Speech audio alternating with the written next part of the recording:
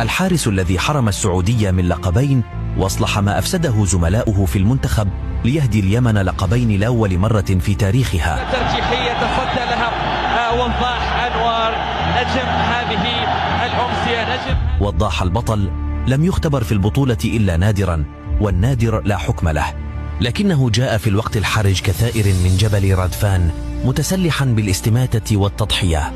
الآن لكن وضاح استنجد وضاح بكل شموخ وكبرياء الأبطال، وفي لحظة نجح في تحويل مرماه إلى خرم إبرة، صد ركلتي ترجيح في وقت كانت هذه الكأس تبتعد وتبتعد، عندما تنازل القائد عادل عباس عن شارة القيادة ومنحها لزميله وضاح لأجل رفع الكأس. كان هذا المشهد البارع من عادل دليلا على أن وضاحا تجلى في سماء اللحظة الحرجة كبدر، أضاء كل الطريق نحو المجد والانتصار. ارفعها يا وضاح، فأنت مستقبلنا أنت ورفاقك، ولكن نخشى عليكم من سوء الاهتمام.